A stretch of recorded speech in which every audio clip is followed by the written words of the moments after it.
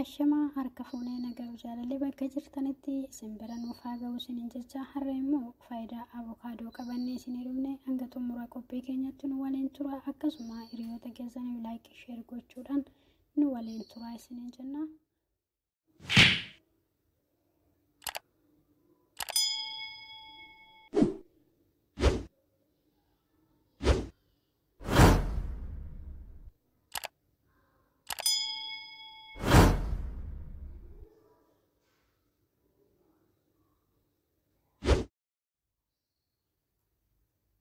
Avokaadoon ilma namaatiif faayidaa baay'ee qaba.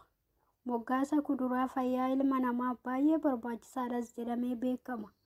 Avokaadoon qabiyyee baay'ee of keessaa qaba. Fakkeenyaaf veetaaminoota, albuudota garaagaraa fi kanneen biroos hedduu eeruun ni danda'ama. Faayidaaleen avokaadoo lakkoofsan hedduu ta'anis isaan keessaa muraasa isaa isiniif dhiyeessina. Faayidaan avokaadoo tokkoffaa dandeettii dhibee damdamachuu qaama keenyaa dabaluudhaaf nu gargaara. Lammaffaa bullaa'insa nyaataa si'eessuudhaaf nu gargaara. Sadaffaa foolii badaa afaan keenyaa hir'isuudhaaf nu gargaara.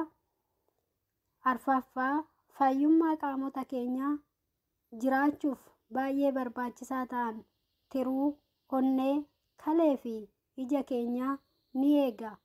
Shanaffaa fayyaa lafee keenyas ni eega.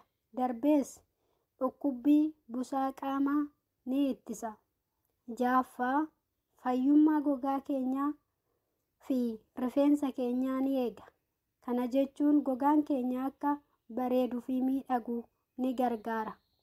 Torbaffaa dhibee kaanserii garaagaraa kanneen akka kaanserii marrimaanii, garaachaa, raajii fiixee gadaamessaa ittisuudhaaf gargaara. Saddeettaffaa ulfaatina qaamaa madaalawaa ta'e qabaachuudhaaf ni gargaara. Akkasumas dhibeewwan furdinaan wal qabatan waliin kan dhufan hir'isuudhaaf ni gargaara. Salgaffaa gogiinsa garaa darbees dhibee kinkaarotii ittisuudhaaf baay'ee gargaara.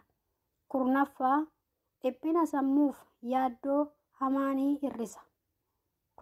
Kudha tokkoffaa dubartoonni ulfaa yoo fayyadaman rakkoo yeroo ulfa isaanii mudachuu danda'u kan akka ol guuruu fi haqqee hamaa ittisuudhaaf gargaara. Akkasumas daa'ima fayyaa qabdu argachuudhaaf baay'ee ni gargaara. Kanarratti wanti nuti hubannu gizee avokaadoo fayyadamuun qulqullina keenya sirriitti eeggachuu qabna.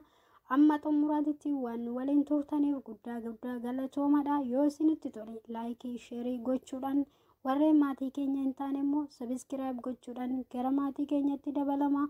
Waliin taane walaa guddifnu, walaa jabeessinu, walirra haa barannu.